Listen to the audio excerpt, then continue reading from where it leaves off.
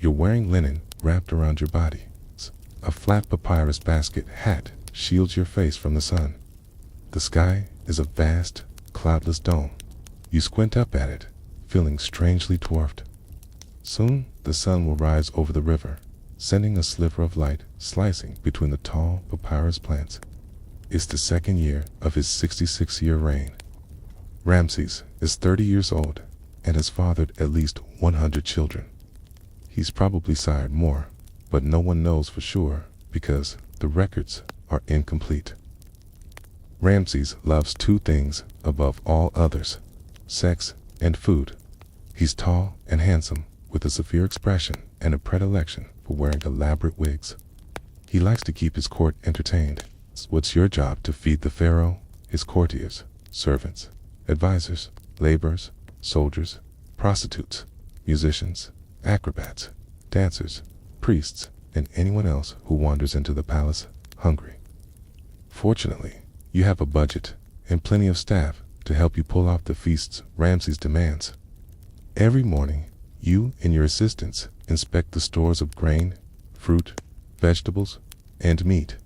Today, you notice the store of beef and lamb is low, so you have to order more cattle and sheep from the herdsmen. The store of onions, garlic, and leeks looks healthy, okay? But the lettuce is wilting, so you send someone to the royal gardens to pick some fresh greens. The royal granaries are full, thanks to a bountiful harvest season, so you need not worry about the supply of grain. Later, you'll take inventory in the kitchens. You have sacks of flour and yeast, jars of oil and vinegar, boxes of dates and figs, baskets of olives and pomegranates, vats of wine and beer. You have copper cauldrons, big enough to cook several bull carcasses at once, as well as smaller pots and pans made of iron and bronze. Soon, the first rays of the morning sun slant through the open doors and windows of the kitchen. You take your station next to the enormous hearth and wait for the cooks to finish preparing the food. They've been hard at work since 3 a.m., grinding grain into flour, kneading dough, mixing spices, chopping vegetables, trimming meat, and making bread. The royal barge has arrived from the south. On board are fresh fish and lotus flowers, plump geese and ibises, gazelle, wild boar, baboons, ducks, quail, and pigeons. Also on board is Horemheb, the captain of the royal bodyguards. He's come to collect his favorite dish, roast goose stuffed with lentils. The cooks hand over the dish to him, and Horemheb goes off, satisfied, to join the pharaoh on the parade ground. Ramses is reviewing his troops, so you instruct your assistant to pack up some extra fish and bring it to the general, who's always hungry after a long day of drills and maneuvers. Next, a group of acrobats strolls into the kitchen. They're exhausted from performing for the pharaoh's amusement, so you have some fruits and pastries brought out for them to refresh themselves. Before long, the pharaoh enters the kitchen with a gaggle of courtiers. He stops at your station and inspects your wares. Everything is perfect, and Ramses dines sumptuously.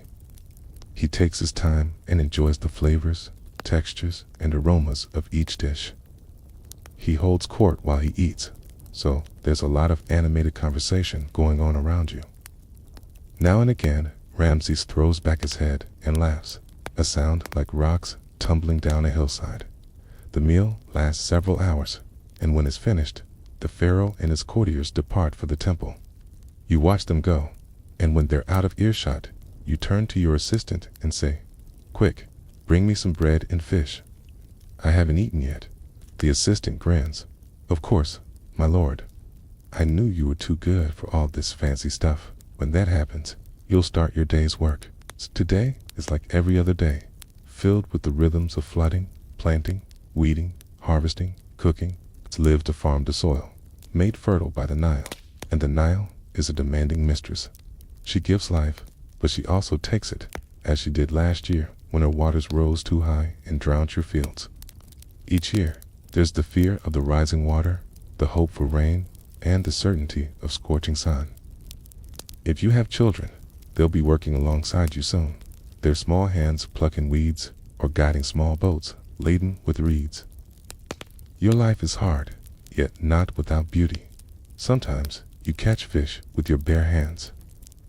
You and your family eat them fried on hot stones, along with bread made of emmer wheat and beer made of barley.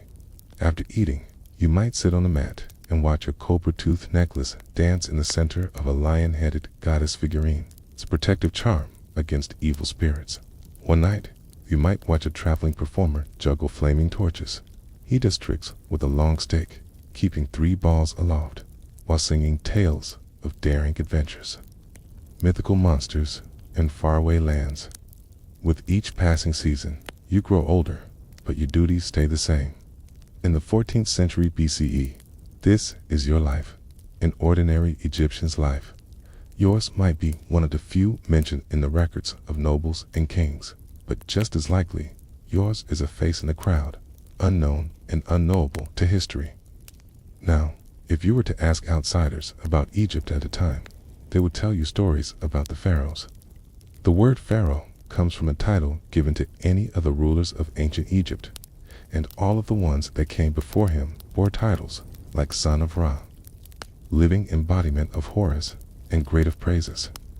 The pharaoh was divine and mortal at the same time. He was both the supreme ruler of the entire country and a man who ate, slept, and copulated like everyone else. Many stories told about these men contain elements that seem completely out of touch with the reality of life along the Nile. What kind of person would tell stories about shoe-wearing cobras and cat goddesses? A madman, perhaps, or a liar, or someone who saw too much gold in marble and not enough mud brick. Who could believe that the rulers of this land spent their days hunting poisonous snakes, fighting giant birds, and wrestling crocodiles until they grew weary? Because those stories are true. These deeds aren't myths, but no one who heard them believed them. The people of the Nile didn't believe them. They knew their pharaohs were human. The people of the Levant didn't believe them. They knew their pharaohs were human. Only the priests believed them.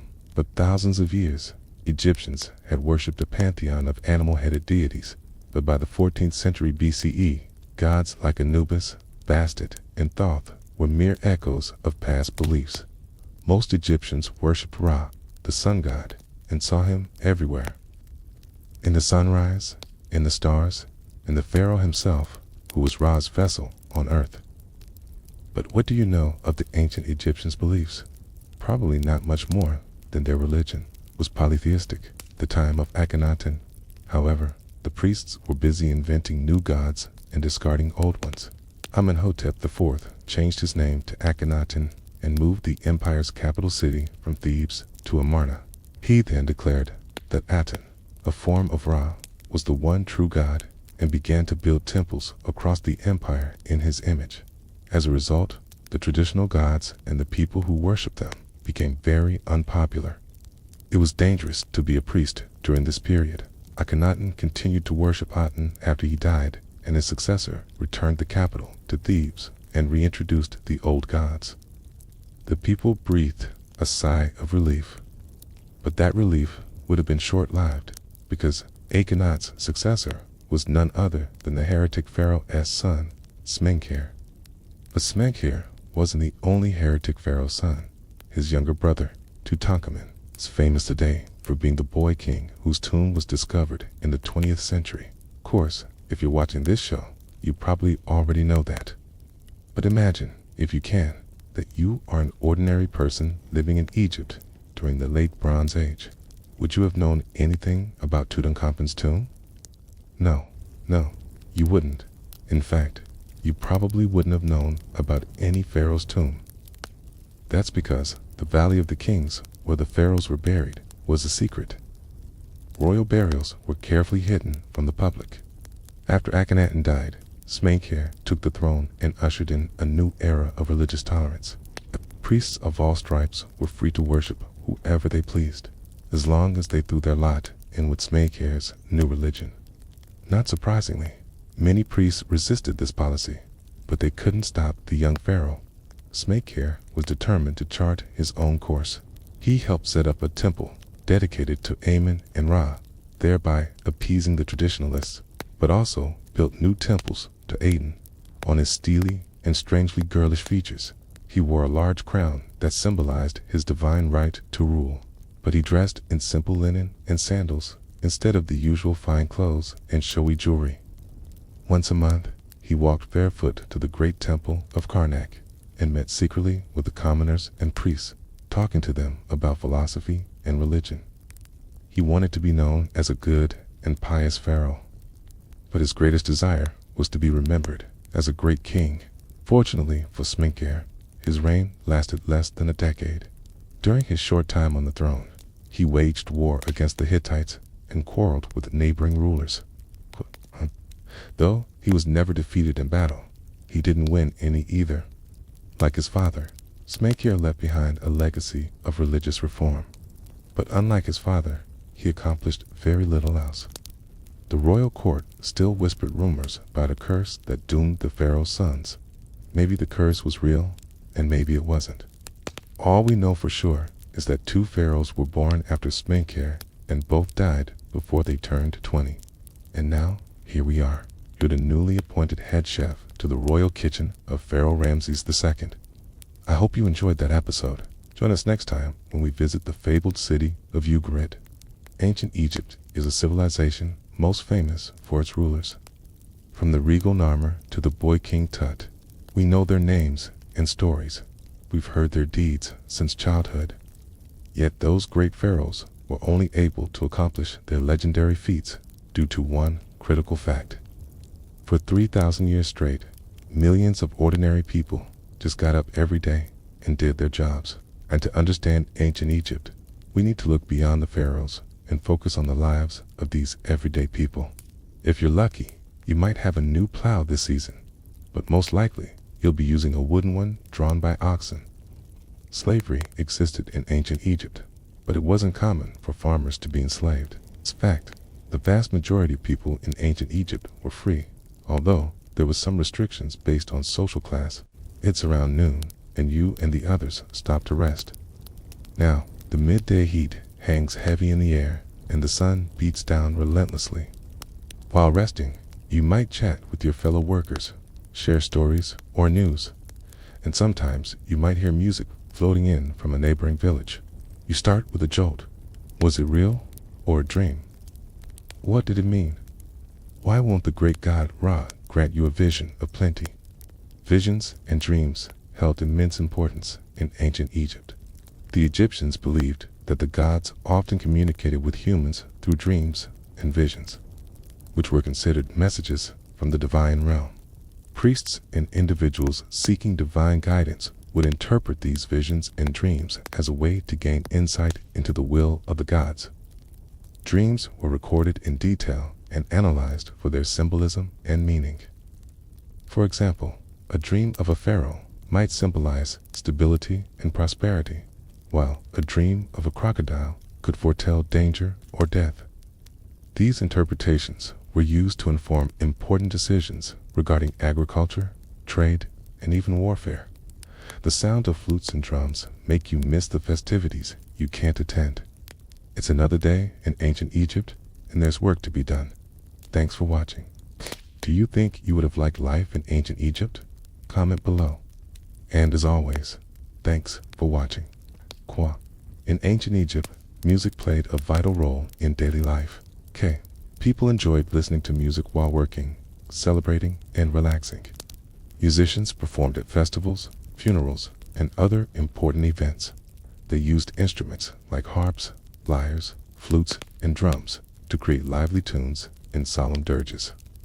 Those born into the lower class couldn't easily move up the social ladder. You remove your filthy tunic and sandals, then wash your body in the Nile. Even though the water is used for other purposes, it's cleaner than any soap or scented oils. You wrap a fresh linen cloth around your waist and tuck your hair behind your ear. Then you join your family and friends for dinner. You eat quickly, then help your wife and children prepare for the next day. You sharpen your tools, mend your clothing, and pack your lunch. But ancient Egyptian society wasn't completely rigid, and people could advance based on their achievements and connections. Families consisted of parents, children, and other relatives, who lived together in one household. Respect for elders was highly valued, and children were taught to honor and obey their parents. Family members worked together in the fields or workshops and shared meals and stories together. They also cared for each other during illness or old age. Marriage was an important institution in ancient Egypt, and most people married within their own social class. Marriages were arranged by the families and usually took place in the early teens. Women had rights and property and could own and manage their own property. They could also initiate divorce. For example, artisans who created fine works of art could gain recognition and wealth. As darkness falls, you lie down on your mat beside your family. There is no bed, but the rough ground is familiar and comfortable. Your mind drifts to tomorrow and a long day of labor ahead. You hope for rain, but fear the rising floodwaters. You close your eyes and pray for a good harvest and a safe journey home each evening. Also, military leaders could rise in rank, and government officials could climb the bureaucratic ladder. However, it was unlikely that someone from the lowest social class would become pharaoh. The pharaohs were considered divine rulers, and they often traced their lineage back to a god. To become pharaoh, one typically had to be born into the royal family. You grip the handles of the plow tightly as it scratches the surface of the ground. You pull and turn, guiding the plow as the oxen pull you along. Once the field is ready, you loosen sacks full of grain, letting the seeds cascade over the freshly plowed rows. Now the planting can begin. Everyone helps to spread the seeds evenly across the field. Young children can help too, and the adults watch over them carefully. When the seeds are scattered, the adults trample the seeds into the earth with their bare feet. This helps to ensure good contact between the seeds and the soil. Welcome to my channel. Today, we're going to look at what an average person's life was like in ancient Egypt. Let's get into it. It's too dark to tell the time. You don't own a clock. The song tells the story of King Minos being defeated by King Ramses II in the Battle of Kadesh. Even though the Egyptians believed they were the chosen people and had a divine mission, they respected their enemies and told stories about them too. The singing stops as someone spots a snake slithering nearby.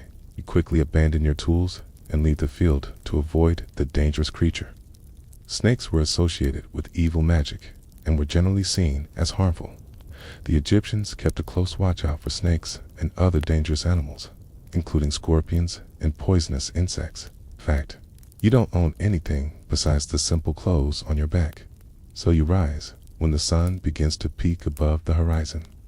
That's usually around 5 a.m. It's prehistoric times. Before written language, people kept time by noting the position of the sun and other stars. They would use sundials and water clocks to gauge the passage of the day. By keeping track of the seasons, farmers could determine when to plant crops and plan their lives accordingly. But right now, the only clock you rely on is your stomach. It's rumbling, so you figure it's breakfast time. Farmers in ancient Egypt ate very simple meals. Since farming was the main occupation, farmers needed food that was easy to prepare and wouldn't fill their bodies with extra bulk, which would tire them out while working. Farmers relied mostly on carbohydrates for energy. Their grains included emmer, wheat, barley, spelt, and legumes like lentils. To prepare these foods, they would soak them overnight and then grind them into flour or mash. Then they would boil or bake the mixture over a fire or in an earthen oven.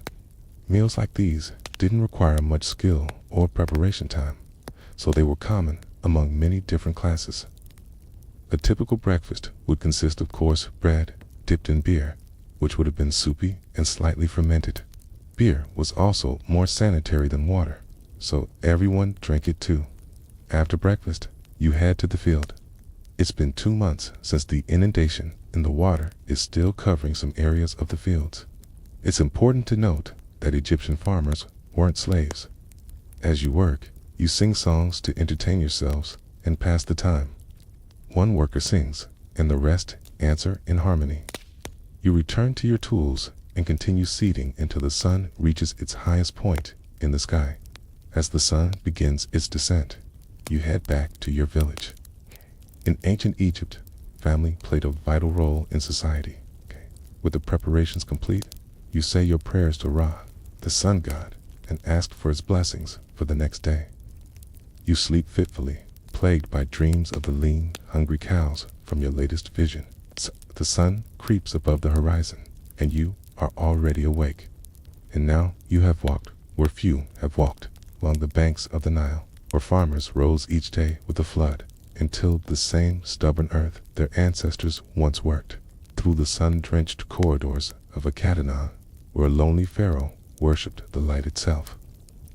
Let the calm of that steady, ancient rhythm wrap around you like linen. Let your mind drift with the current, slow, dark, and warm, past memories of columns and carvings, for the river predates human memory, a ribbon of life snaking through a land that would become known as Egypt. Its annual floods, a relentless rhythm, gave birth to the nation's wealth. Here, nestled amongst the slumbering pharaohs, is the final resting place of Tutankhamun, a young king whose life was cut short. Within the palace, servants hurried to prepare for the evening. Within them, the spirits of the pharaohs slumbered, their legacy etched in stone and gold. In the dimly lit chambers, the shadows danced, whispering tales of a time when pharaohs walked the earth. Among them, the most famous, the legendary King Tut, whose tomb, discovered almost a century ago, continues to captivate the world. His legacy, a testament to the enduring fascination with ancient Egypt. His story serves as a reminder that even the mightiest empires eventually crumble, leaving behind only echoes of their former glory. The air buzzed with activity as they raced against the setting sun, explore iconic landmarks like the Great Pyramid of Giza, uncover the mysteries of the Rosetta Stone, and immerse yourself in the tales of ancient pharaohs. Our series is your passport to experiencing the magic of Egypt from the comfort of your home. Listen now and embark on this enlightening adventure. In the royal dining hall, a banquet was being laid out, fit for a feast of a lifetime. Tables groaned under the weight of roasted goose, sweet figs, and fresh loaves of bread. Goblets of wine, their surfaces polished to mere shine, sat waiting for the king's arrival. Outside, the air grew cooler as the sun began its descent. King Ramses the Great made his way to the dining hall. He was a colossus of a man, his chest adorned with the insignia of power. As he took his seat, musicians struck up a lively tune, and dancers filled the hall with graceful movements, their bodies swaying like papyrus reeds in the wind. Servants moved with practiced ease, anticipating the king's every need. They refilled goblets, replenished plates, and ensured that not a crumb was left on the table. As the king, resplendent in his finest robes, ate and drank to his heart's content, the laughter booming, echoing the joy of a kingdom seemingly at peace. Above him, on the walls, the eyes of Ra and Horus gleamed down, silently witnessing the scene below. The great hall was not just a place of feasting, it was a stage where the divine and mortal met. It was a microcosm of the kingdom, where power, wealth, and religion intertwined like the threads of a tapestry. The king, the servants, the gods, they were all part of a grand design, a system that thrived on order, hierarchy, and ritual. It was a world of luxury and duty, of tradition and spectacle, where the Nile flowed on, bearing witness to the eternal cycle of life, death, and rebirth. The entrance to his tomb, hidden from view, was only rediscovered in 1922 by a team led by the famed archaeologist Howard Carter. Inside, the air is heavy with the scent of decay and dust. The walls, adorned with vivid images of the young pharaoh's journey into the afterlife. Carved into the cool, smooth surface of the chamber are scenes from Egyptian mythology, each telling part of the story of Osiris, the god of the underworld. There's Osiris, bound and murdered by his brother, Set, his wife, Isis, and their son, Horus, who avenges his father's death. Images of Anubis, the jackal-headed god of the dead. guiding souls to the afterlife with his staff and the scales of justice, ensuring that the deceased heart was pure enough to pass into the next world. Its carvings, a silent testament to the ancient Egyptians' belief in an afterlife, were meant to guide and protect Tutankhamun on his final journey. The paintings on the walls transformed the tomb into a kind of protective bubble, shielding the young pharaoh from the dangers of the underworld. It was a world he would never see, a fate he was spared. For, unlike many of his predecessors, Tutankhamun died before his tomb was complete, leaving us with a glimpse of a world that might have been. When the waters receded after the Nile's summer floods, they left behind nutrient-rich silt, turning the barren land into a lush, fertile field. The farmers of Egypt knew this rhythm intimately. They were the children of the Nile, living and working in harmony with its cycles. Their days began as the sun rose over the horizon. They tilled the stubborn red soil, patient under the scorching sun, their backs bent with the weight of generations who had toiled here before them. They planted their crops, each seed a prayer for a bountiful harvest, each furrow a testament to their enduring spirit. Their lives were measured by the Nile, by the seasons it dictated. They watched the water level rise and fall, knowing that the river's bounty was their lifeline. As the Nile gave, so too did they have to give. They paid their taxes in grain and labor, ensuring the pharaoh's storehouses were full. In return, they hoped for protection, for prosperity, for a life sustained by the river's grace. They were a silent, stoic people, their lives a tapestry woven with the threads of sweat, soil, and unwavering faith in the river's yearly renewal. Theirs was a world of dust, bread, and water, of endless horizons and skies as vast as the Nile itself.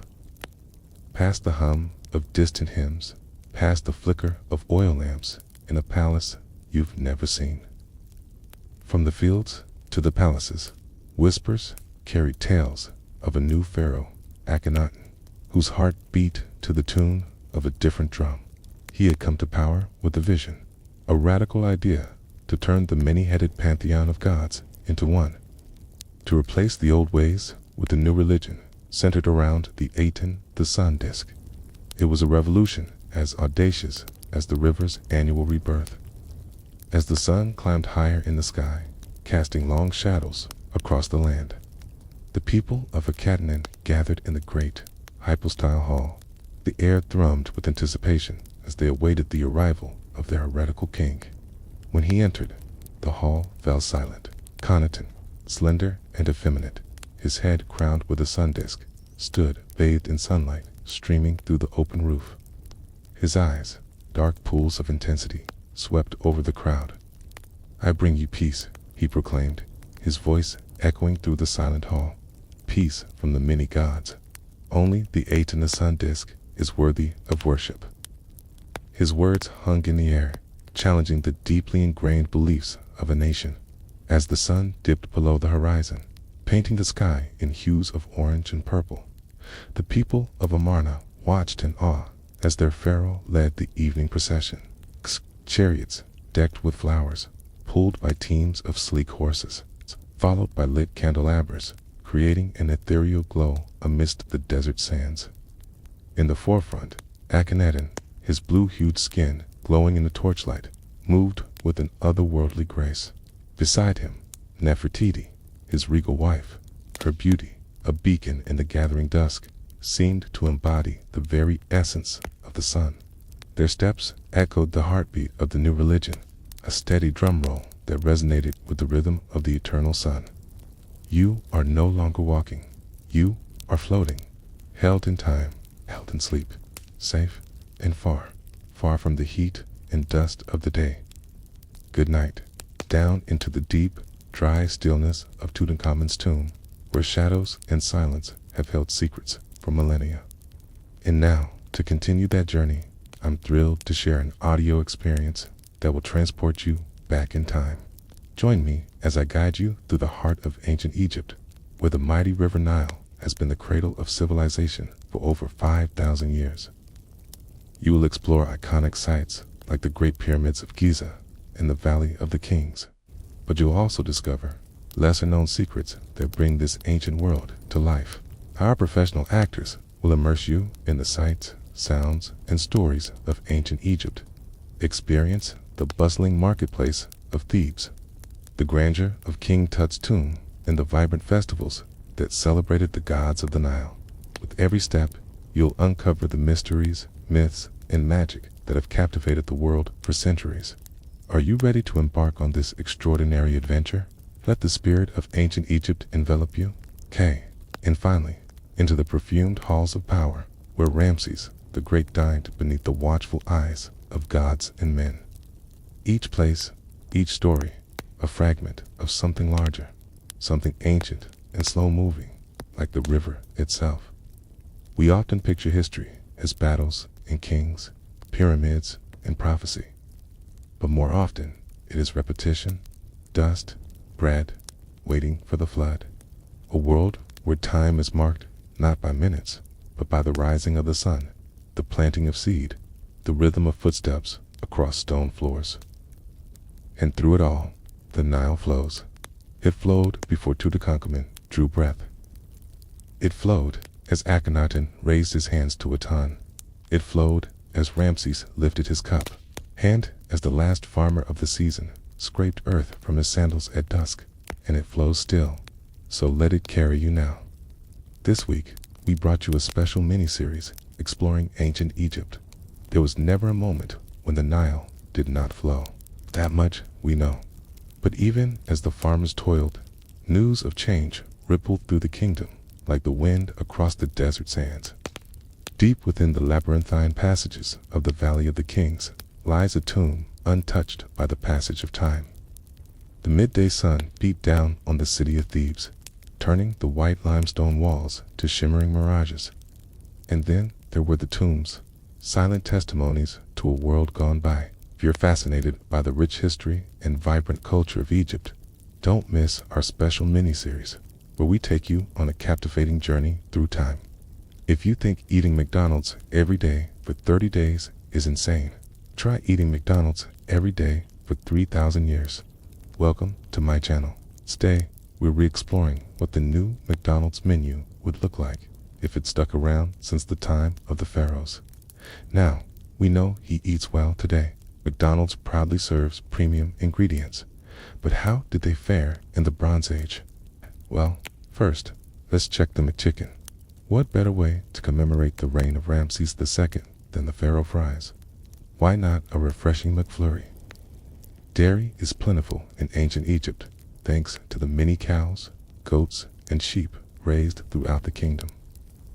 Our baristas have mixed up a batch of their finest milkshake using goat's milk and honey. So let's bring him a McChicken, a Big Mac, and some pharaoh fries. We've done our best to recreate McDonald's menu using only ingredients and technologies available to the ancient Egyptians. Can they compare to the real thing? Well, only one way to find out. At least we hope it tastes good. Even if it doesn't, the show must go on. Ramses II has feasted. The sky is dark and the stars are bright. A full moon hangs heavy in the black expanse. It's a perfect time for a spooky story. Tell us your scariest ancient Egyptian legend in the comments below. Then watch this video for terrifying tales from the tombs. Or click this other video instead for more historical hijinks. Don't forget to subscribe so we can bring you new stories each week. Goodbye. And we've got just the cup to serve it in. While papyrus wasn't used for cups, the ancient Egyptians were skilled papermakers, crafting sheets from the papyrus plant. But that raises another question. How will Ramses II get his straw? Paper straws might be trendy now, but the Egyptians are more than happy to stick with the classic. They've been drinking through reeds for thousands of years. Our ice cream makers have churned up a batch of frozen goat's milk, but the flavor will be different without modern stabilizers and emulsifiers. How will it stay cold? Easy. The key to keeping ice cream cool in ancient Egypt is a special pot called a cooling jar. These pots, made from alabaster or stone, have a tight-fitting lid and keep contents cool for hours. Just fill it with ice and water and put your dessert on top. The hardest part of the McFlurry is the actual flurry. So luckily, we've got just a thing. Ancient Egyptians loved dates, and they also loved mixing them with other foods, including fruit and nuts. So we've combined chopped dates and figs into a date fig flurry. Delicious potatoes. Of course, were unknown to the Egyptians, but luckily our growers have cultivated a local variety called yams. They're longer, thinner, and a little less starchy than modern potatoes, but they fry up nicely. All that remains is the salt. But what is salt without which to season? Fear not. The ancient Egyptians knew the value of sodium chloride, hauling it across the desert from the eastern Nile Delta, where it was concentrated naturally, to the west, where it was mined. We'll have to settle for the latter, since the mines are now occupied by tombs. The next question is the sauce. Ancient Egyptians weren't big on condiments, but they did enjoy dips made from honey and vinegar, which reminds me of ranch. And since ranch goes with everything, especially fries, our chefs get to work recreating ranch using ancient Egyptian ingredients. Surprisingly, they've got most of it. To mimic the buttermilk used in modern ranch, they mix yogurt with water. They'll have to improvise on the rest, but we're willing to bet their ranch tastes better than yours. Inspired by ancient Egyptian hieroglyphics detailing domestic fowl, our archaeologists have determined that chicken would be an appropriate stand-in. So far, so good. But what of the buns? No need to worry though, because according to expert bakers, wheat has been cultivated in Egypt since before it reached Greece and Rome. All that remains is the sauce. Thankfully, the Egyptians loved flavor. So much so that recipes survive detailing exactly how much pepper and garlic to use in each dish. Our recipe developers are hard at work creating a special McChicken sauce, combining the best of those ancient flavors. But one ingredient is in critically short supply. Tomatoes, of course, no big deal, just ketchup. It turns out tomatoes didn't arrive in Europe until the 16th century and never made it to Egypt. Never fear, though, because we've got a backup. Turns out hibiscus flowers are widely available in ancient Egypt and happen to be tangy and slightly sweet. Their pigment is red, too.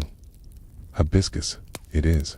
The year is 1279 BC, and after ruling for 66 years, Pharaoh Ramses II is ready to relax. Ramses II devours his McChicken, but he wants something bigger. It's time for the Big Mac. If the Egyptians had eaten burgers, they probably would have preferred them medium rare, only because fully cooking meat was impossible in the days before refrigeration. That won't stop our chefs, though. Can always count on them to make sure that burger is piping hot. As for the cheese, cows have been domesticated in Egypt since around 3000 BC plus. Sheep and goats provide plenty of milk for cheese making. The hardest part of the Big Mac is actually the bun. The Egyptians were avid bakers, but their breads tend to be dense and flat. Making a bun that can cradle a whole juicy burger will take some doing. But we're pretty confident in our baker's ability to deliver. Meanwhile, our ingredient specialists have gone back to ancient Egyptian recipes for inspiration.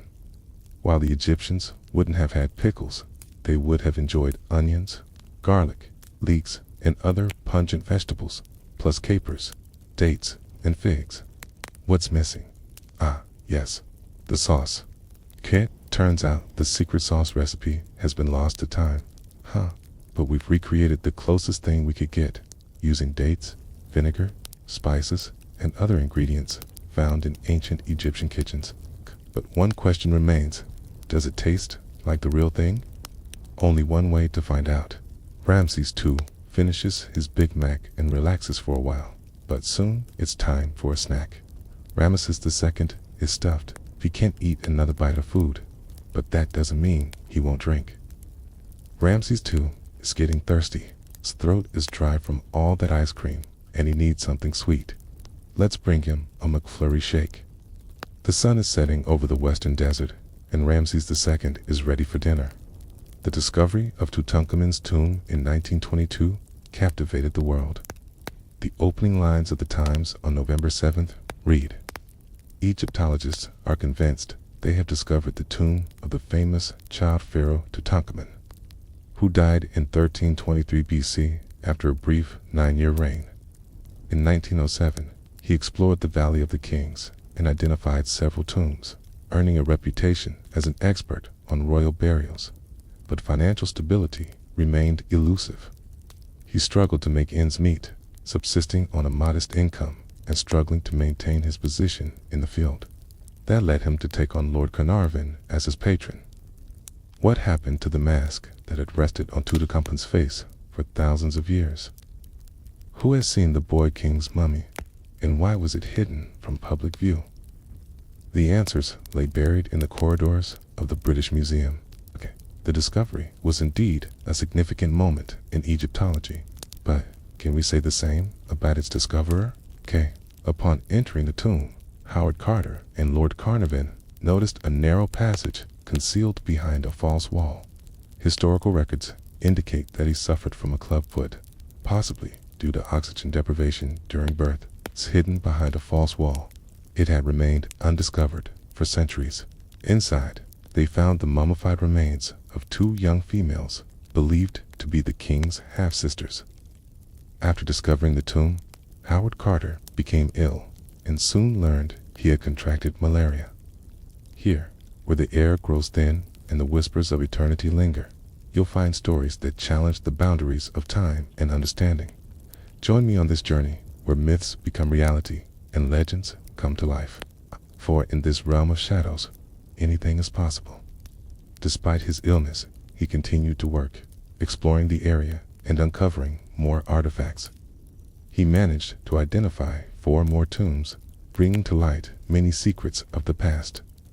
However, his health continued to decline, and he eventually returned home. While recovering, he developed blood poisoning and died on March 17, 1939. His passing marked the end of an era in Egyptology, leaving behind a legacy of groundbreaking discoveries and a profound impact on our understanding of ancient Egypt. His contribution to archaeology will continue to inspire future generations of explorers and researchers as they delve deeper into the mysteries of our world. Why were the bodies of Tutankhamun's wife and sisters interred in his tomb? The answer lies in the turbulent events that shaped the final years of his life. Tutankhamun ascended to the throne at the age of 10, but his reign was fraught with challenges. He faced health issues due to a club foot and other ailments. His first marriage yielded no heirs, and with the pressure of producing an heir weighing heavily on him, his advisors arranged a second marriage between Tutankhamun and his half-sister Akhenaten. Tragically, the young king's health continued to deteriorate, and he passed away at the age of 19, leaving the throne to a successor, who later changed his name to King Tutankhamun. Throughout his youth, he experienced recurring illnesses, which only worsened with time. Why was the young king's wife buried in his tomb? The answer lies in the unique circumstances surrounding Tutankhamun's life and death. His wife, Akhenaten, was not only his chosen partner, but also his half-sister. The practice of sibling marriage was not unheard of in ancient Egypt, although less common than marriages between pharaohs and foreign princesses. The marriage between Tutankhamun and Akhenaten was likely arranged for political reasons. By uniting the two halves of the kingdom, the royal family sought to consolidate their power and maintain control over the empire. Furthermore, the presence of Tutankhamun's 2 young sisters in the tomb suggests a strong emphasis on family ties and the importance of preserving the royal bloodline. Unlike the elaborate burial chambers of other pharaohs, Tutankhamun's tomb was relatively modest, lacking the grandeur and opulence of his predecessors. Instead, it featured a series of small rooms and corridors, which may indicate a deliberate choice to limit the size and scope of the burial complex. This could be attributed to the brevity of his reign, or to the fact that he died at a young age, leaving his successor to inherit the throne and reshape the kingdom. The discovery of the tomb and its contents raised numerous questions about the Egyptian burial practices and the royal family as customs. Why was the tomb of a young king buried in such a hidden location? The answer lies in the unique circumstances surrounding the discovery of the tomb in 1922. Howard Carter and his team stumbled upon the entrance accidentally, hidden beneath a pile of rubble. Once they cleared the debris, they found a series of tunnels and chambers, including one containing the burial chamber of Tutankhamun. This unexpected find suggested that the tomb had remained hidden for centuries, possibly because it was intentionally concealed, or simply because it was lost to history. The decision to bury the young king in a hidden location may have been influenced by various factors, including the need for secrecy to protect the royal family's bloodline, or the desire to prevent the tomb from being looted or disturbed. Whatever the reason, the discovery of the hidden tomb provides a fascinating glimpse into the burial practices and cultural norms of ancient Egypt. Concerned for his health and well-being, Tutankhamun's advisors and family made every effort to ensure his comfort and proper medical care. When he married his half-sister Akhenaten, she was just 8 years old. Unfortunately, the union bore no fruit, leaving the young king without an heir. Driven by his desire for a male successor, Tutankhamun took another wife, perhaps as young as 14, but this relationship also proved unsuccessful. Fearing the demise of the royal bloodline, his advisors, possibly including his grandmother, Queen Tai, orchestrated the marriage between Tutankhamun and his half-sister Akhenaten, hoping to strengthen the bond between them and produce a viable heir. Tragically, Tutankhamun's health continued to deteriorate, and he passed away at the age of 19, leaving the throne to his successor, who later changed his name to King Tutankhamun. It was barely wide enough for a person to fit through, forcing them to crawl through the cramped space. At the end of the tunnel, they found a steep staircase leading down into darkness. Emerging into a large chamber, they were greeted by a sight that took their breath away. Before them lay a golden sarcophagus adorned with paintings of Tutankhamun's burial procession. On the left side of the room, covered in a layer of dust, sat a smaller sarcophagus containing the remains of Akhenaten, Tutankhamun's wife. Nearby lay the mummies of 2 young girls believed to be siblings of the boy king.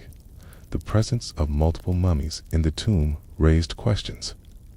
Why were the remains of Tutankhamun's wife and potential siblings in his tomb? The answer lay in the historical context surrounding the young king's death. From there, it was shipped to London, where it went on display at the British Museum. But it didn't stay there for long. The use of plywood and chicken wire in its case raised questions about its fragility. However, recent observations suggest that the mask may have been damaged even before these protective measures were taken.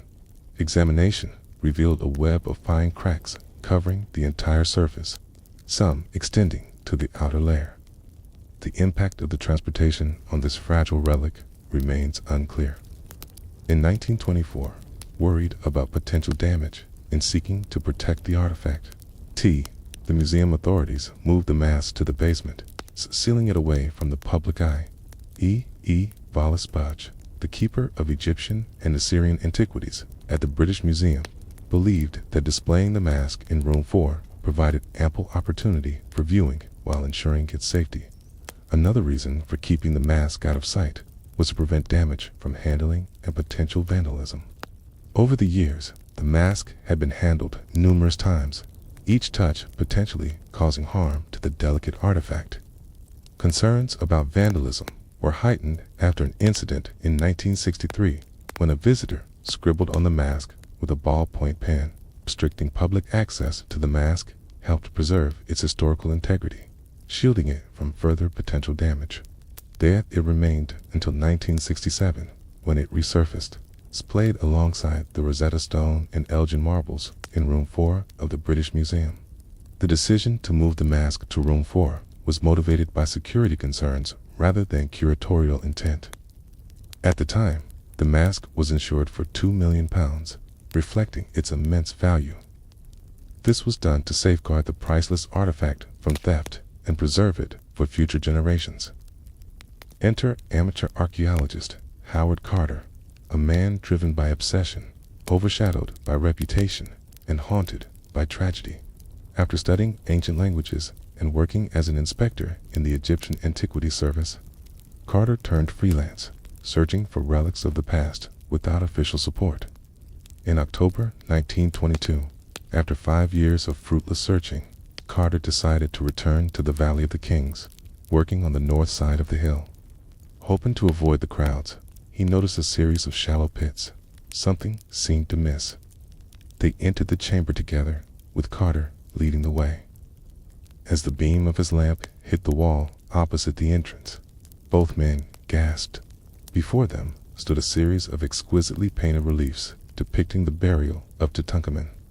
The tomb was a treasure trove containing over 5,000 artifacts. Among the most valuable were 3 golden funerary masks, each a masterpiece of ancient craftsmanship. There were also chariots, weapons, jewelry, and countless other items that shed light on the customs and beliefs of ancient Egypt. One pit appeared to lead to a staircase descending into the ground. Excited, he descended the steps, but quickly realized they were blocked. With debris, he cleared the rubble and uncovered a hole large enough to squeeze through. On the other side, he discovered a corridor leading deeper into the earth. With his lamp illuminating the dust, Carter moved further into the darkness, holding his breath. Then he saw it, a wall sealing the end of the passage. On the right side, a seal bearing the emblem of the royal seal. Suddenly, Carter felt a sense of awe mixed with terror. Could it really be the tomb of the boy king? His heart pounded in his chest. His hands trembled. He returned to the surface, eager to share his discovery with Lord Carnarvon. As news of the discovery spread, Egyptologists from around the world arrived in Luxor to witness the treasures firsthand. Yet, as the years passed, questions lingered. Upon discovering the tomb, Carter placed Tutankhamun's mask inside a wooden case filled with cotton wool and transported it to Cairo. The removal of the mask from public view left many to wonder about its whereabouts and condition. Despite these uncertainties, the decision to keep the mask out of sight was widely supported by those involved in its preservation. But while the mask remained safe in the museum's basement, another part of Tutankhamun's legacy was unveiled. Tutankhamun ascended to the throne at the age of 10, but his reign was marked by illness and physical challenges.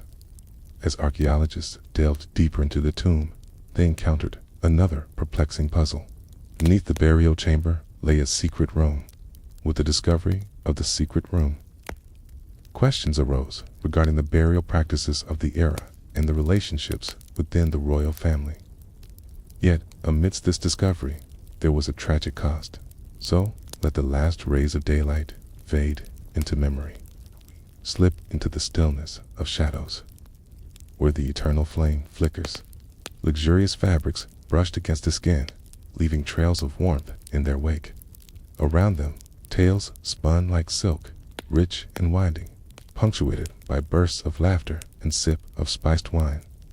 Join me as we retrace the steps of the ancients, excavating the hidden stories of Egypt's golden age. Today, we dine with the pharaoh Ramses II.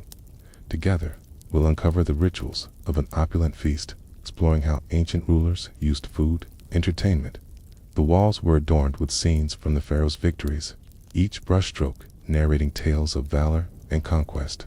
There were generals with their faces weathered by sun and sand, priests bearing sacred oils and incense, and diplomats from distant lands, each bringing with them the whispers of faraway kingdoms. Close by his side sat his consort, Nefertari, her dark eyes gleaming with intelligence and wit. Her dress, a symphony of blue and gold, mirrored the vast expanse of the night sky, dusted with stars. Incense, sweet and heady, drifted from golden censers, carrying prayers to the heavens, while the rhythmic chant of priests reverberated through the hall. It was a solemn yet stirring prelude to the grand spectacle that was to follow. Platters overflowed with fruits, figs, dates, and grapes, their skins glistening with natural sugars. Honeyed bread, its crust golden and inviting, accompanied succulent grilled meats, the aroma mingling with the scent of cinnamon and cardamom. Fish from the Nile, its scales shimmering, rested beside loaves adorned with lotus flowers. The carefully selected attire, the subtle display of wealth, and the measured tones of conversation all contributed to a shared narrative, a sense of belonging to something larger than themselves. The guests weren't just diners. They were contributors to the grand spectacle, each playing a part in perpetuating the myths and realities of Ramses II's court. Acrobats displaying feats of strength and agility, dancers weaving tales with their movements, and musicians filling the courtyard with melodies that spoke of love, war, and everything in between. The performances weren't just a diversion. They were an integral part of the feast, adding layers to the narrative of the evening. They celebrated the diversity of the empire, showcasing the talents of various regions and peoples, all under the benevolent gaze of the pharaoh.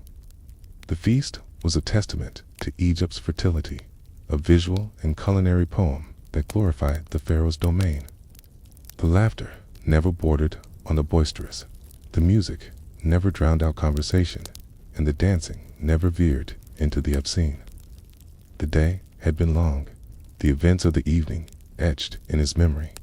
It was a blend of luxury, tradition, and politics, all orchestrated to tell one main story: the glory of the pharaoh. From the choice of dishes, to the placement of guests, to the very fabric of their clothes, every detail wove a narrative that celebrated the power and legacy of the ruler. And as the night wore on, it wasn't just the belly that was filled, but the soul of the empire itself. Now, surrounded by the comforts of his royal bedchamber, he would rest, preparing for another day of ruling and another night of revelry. For in the world of the pharaohs, the cycle of power and spectacle never truly ended. The animated discussions subsided into thoughtful murmurs, the boisterous laughter into polite chuckles. It was a gradual shift, a gentle descent into the quietude of the night. Remember, in the grand theater of life, every gathering, every conversation, and every interaction is a chance to create a new chapter in the story of your existence. The king, his face half lit by the flickering torch, began to withdraw, signaling the end of the festivities. There are more feasts to attend, more mysteries to unravel, and more stories to tell. Your journey through time is just beginning.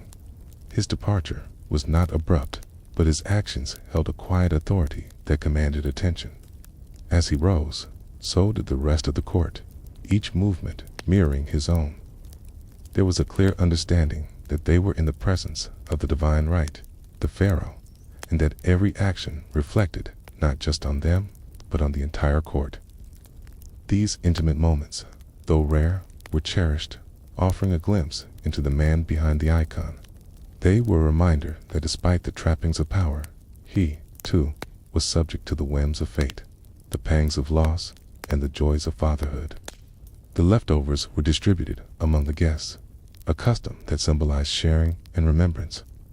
Among them, a team of scribes meticulously recorded the events of the evening, noting not just the menu, but the conversations, the laughter, and even the silences of the feast. Their task was vital, ensuring that the memory of this grand affair was preserved, ready to be recounted and emulated in future gatherings. As they departed, each guest carried with them not just provisions for their journey, but memories of an evening well spent.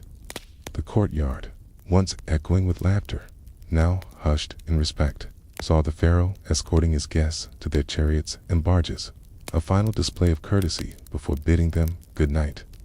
On the opposite end of the table sat the pharaoh's heir, his young face alight with the excitement of learning and conquest.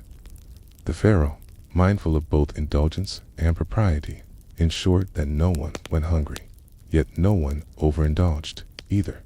Yet there was a clear understanding that certain topics were off limits. War strategies, for instance, or the pharaoh's personal concerns. Disagreements were civil, flattery was expected, and loyalty to the crown was a recurring theme. Each word, whether spoken by a seasoned courtier or a visiting dignitary was a thread in the tapestry of diplomacy and loyalty, a testament to the enduring legacy of this magnificent court. Moderation was key, a lesson not just in gluttony, but in living. Between them and their father sat viziers and advisors, their expressions grave, their minds ever attuned to the needs of the kingdom. Lower on the rungs of the hierarchy sat the military leaders and high priests, their presence a silent promise of protection and order. At the far end of the table, their heads bent close together in hushed conversation, sat foreign dignitaries and local nobles, their status marked by the finery of their clothes and the value of their gifts. Many of the guests were old acquaintances of the pharaoh, having attended his court for years. They poured spiced wine, adjusted canopy jars filled with olives and dates, and arranged platters of figs and honeyed bread. The air buzzed with anticipation, a silent question hanging in the air. What story would the pharaoh weave tonight? Their instruments, crafted from wood and bronze, sang of faraway lands and legendary deeds. The court painter, skilled in capturing the essence of the moment, dipped his brush into vibrant pigments, caning not just a scene, but an experience onto papyrus. His strokes, quick and sure, he immortalized the laughter, the animated gestures, and the glint of candlelight on polished surfaces. Every detail was a note in the grand symphony of the evening. Their steps echoed familiarity, their greetings warm and laden with respect. But there were also newcomers, their eyes wide with wonder at the sheer opulence of it all. Some came bearing gifts, others eager to secure favors, but all understood the gravity of being summoned to the pharaoh's table. In the center of it all, a long table of polished granite awaited, its surface inlaid with precious stones, a testament to the wealth that flowed through the veins of the empire, an even conversation to weave their narratives of power and legacy. Tonight, the desert sands whispered secrets carried on the wind, and the stars above seemed to pause and listen. Perfumes of myrrh and cedarwood swirled in the air, mingling with the crisp scent of linen as men and women donned their finest garments for the evening. The heat of the day was still lingering, but the night promised a respite, coolness that would cling to the marble columns and the star-dusted sky. Welcome to the secret history. Twilight draped itself over the horizon, casting elongated shadows across the palace courtyard. The nobles and courtiers began their preparations. For the occasion, the pharaoh had chosen the central court of his palace, a space where sunlight streamed through lotus blossom-shaped windows, painting intricate patterns on the polished floors. The arrival of the guests was a spectacle in itself, a procession of colors and textures. Seating arrangements were a subtle dance of power, proximity to the pharaoh being the highest honor. As the guests took their places, servants glided through the room, their movements as silent and graceful as the desert wind. The feast began with an offering to the gods, gesture of gratitude for the bounty before them, and a request for their blessings upon the pharaoh and his court. As the sun dipped below the horizon, casting the courtyard in hues of amber and rose, the musicians struck up a lively tune. And then there was the food, an abundance that celebrated the bounty of the Nile, the skill of the chefs and the riches of the empire. But it wasn't just about the lavish spread. Each dish was presented with reverence, carried on silver trays with offerings to the gods placed before each guest. Amidst the abundance, conversations flowed like the wine. Subjects ranged from trade routes to distant lands to the latest artistic creations. But it wasn't just about what was said. The very act of participating in such a grand affair was a statement. In the quieter moments, as candlelight flickered and shadows danced, the pharaoh might share a personal anecdote, a story that humanized him, making him more relatable to his court. As the night deepened, the entertainers took to the floor. Their performances, a blend of athleticism, storytelling, and sheer spectacle. Yet, amidst the revelry, there was always an undercurrent of decorum. Then, as the hours slipped by, the pace of the feast began to slow. The ending of the feast was as graceful as its beginning. Okay. Back at the palace, long after the guests had departed, the servants gathered. As the moon climbed higher in the night sky, the pharaoh retired to his chambers. Each feast was not just a meal, but a performance, a testament to the grandeur of the Egyptian court. So, what story will you tell at your next feast? Which threads of power, tradition, and politics will you weave into the narrative of your own domain? And if you found this tale intriguing, I invite you to embark on more adventures through time and history.